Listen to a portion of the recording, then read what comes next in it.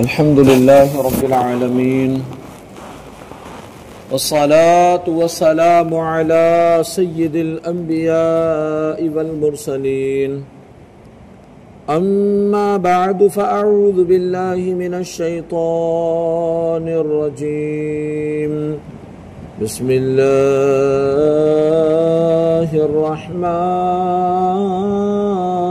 الرحيم وَإِذْ وَاعَدْنَا مُوسَىٰ 40 لَيْلَةً ثُمَّ اتَّخَذْتُمُ الْعِجْلَ مِن بَعْدِهِ وَأَنتُمْ ظَالِمُونَ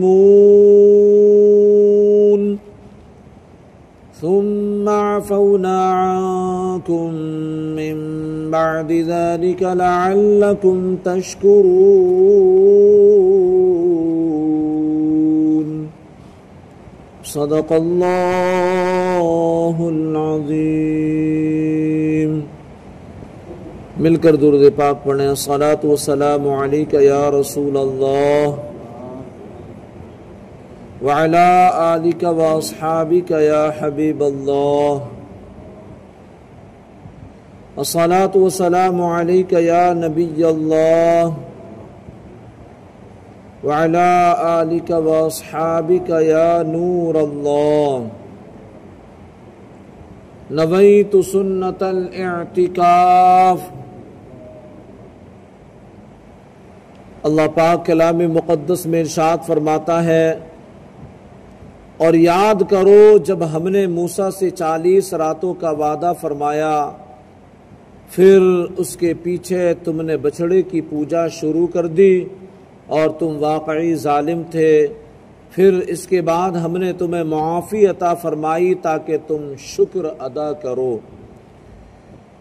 اس آیت اور اس کے بعد والی آیت میں بنی اسرائیل پر کی گئی جو نعمت بیان ہوئی، اس کا خلاصہ یہ ہے کہ فرعون اور فرعونیوں کی ہلاکت کے بعد جب حضرت سیدنا موسیٰ کلیم اللہ علیہ السلام بنی اسرائیل کو لے کر مصر کی طرف لوٹے تو ان کی درخواست پر اللہ پاک نے توریت عطا فرمانے کا وعدہ فرمایا، اور اس لیے 30 دن اور پھر 10 دن کا اضافہ کر کے 40 دن کی مدت مقرر ہوئی، جیسا کہ سورہ اعراف آیت نمبر 142 میں ہے۔ ان 40 دنوں میں ذوالقعدہ کا پورا مہینہ اور 10 دن ذوالحجۃ الحرام کے شامل ہیں۔ حضرت موسیٰ علیہ السلام اپنی قوم پر حضرت ہارون علیہ السلام کو اپنا نائب بنا کر توریت حاصل کرنے کو طور پر تشریف لے گئے تھے۔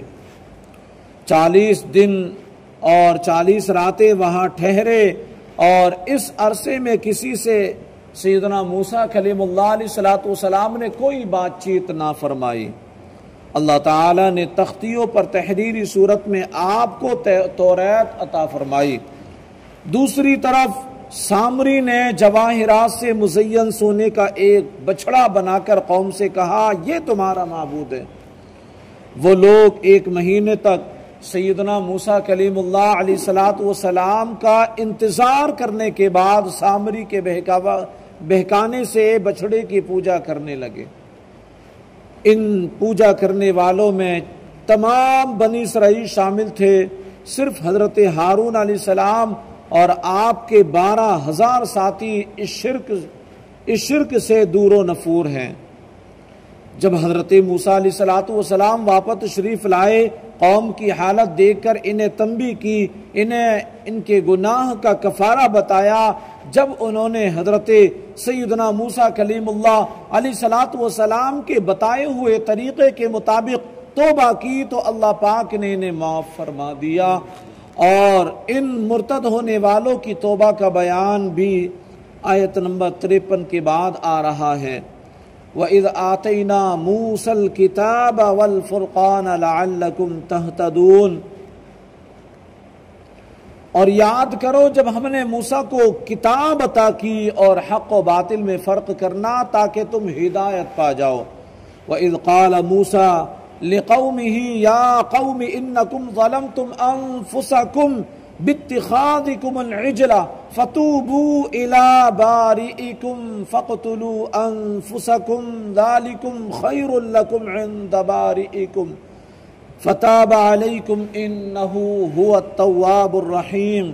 اور یاد کرو جب موسیٰ نے اپنی قوم سے کہا اے میری قوم تم نے بچھڑے کو معبود بنا کر اپنی جانوں پر ظلم کیا، لہذا اب اپنے پیدا کرنے والے کی بارگاہ میں توبہ کرو، یوں کہ تم اپنے لوگوں کو قتل کرو، یہ تمہارے پیدا کرنے والے کے نزدیک تمہارے لیے بہتر ہے، تو اس نے تمہاری توبہ قبول کی، بے شک وہی بہت توبہ قبول کرنے والا مہربان ہے۔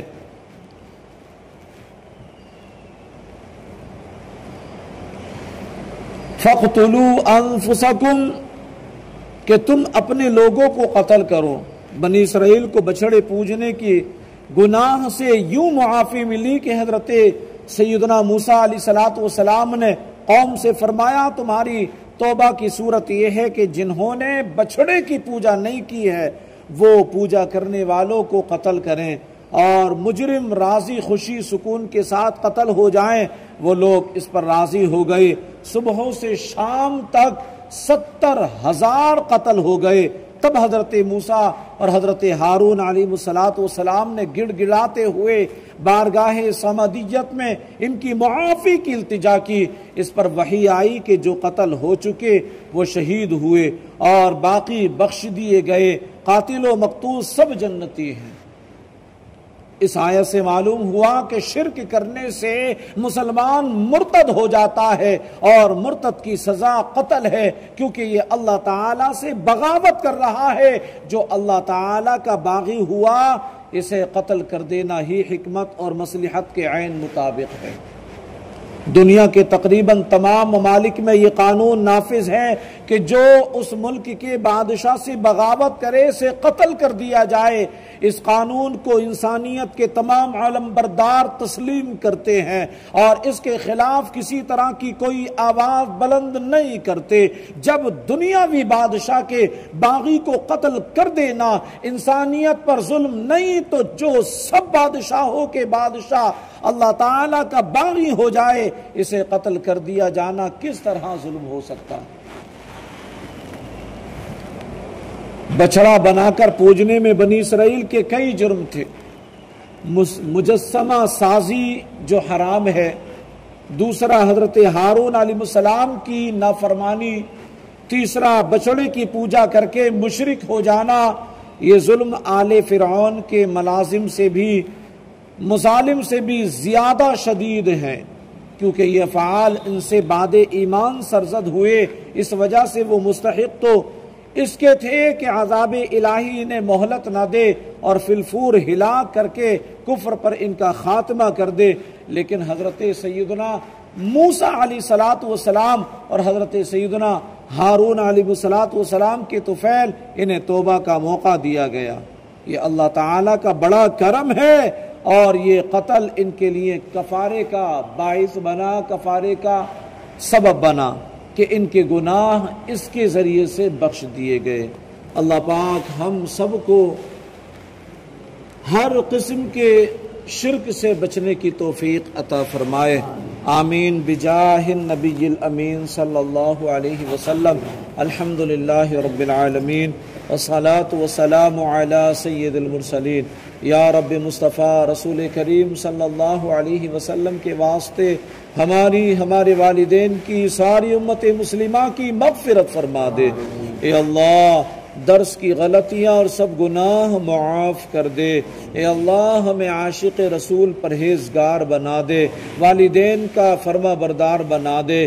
مولا ہم سب کو تیرے محبوب صلی اللہ علیہ وسلم کی پیاری پیاری سنتوں کا عامل بنا دے، گناہوں کی نحوست سے بچا لے، عاشقان رسول کی صحبت نصیب فرما دے، ایمان کی حلاوت نصیب فرما، ایمان پر ثابت قدمی نصیب فرما۔ اے اللہ ہم سب کی جملہ بلاؤں سے، وباؤں سے، رنج و غم و حزن سے حفاظت فرما۔ اے اللہ ہماری آل اولاد کی حفاظت فرما، ہمارے گھر والوں کی حفاظت فرما، ہمارے رشتہ داروں کی حفاظت فرما، سارے مسلمانوں کی حفاظت فرما۔ اے اللہ ہماری دعاؤں پر اپنے محبوب کریم رؤوف الرحیم علی کا تحیت و تسلیم کے صدقے طفیل رحمت کی نظر فرما۔ سبحان ربک رب العزت عما یصفون وسلام علی المرسلین والحمد للہ رب العالمین۔ لا الہ الا اللہ محمد رسول اللہ صلی اللہ علیہ وسلم۔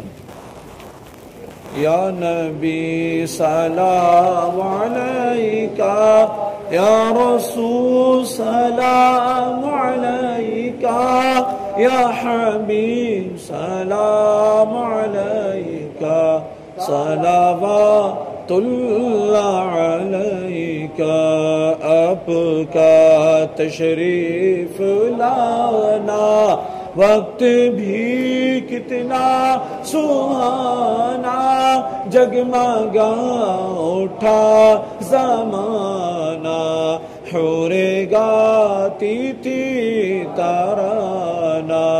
یا نبی سلام علیکہ، یا رسول سلام علیکہ، یا حبیب سلام علیکہ، صلوات اللہ علیکہ۔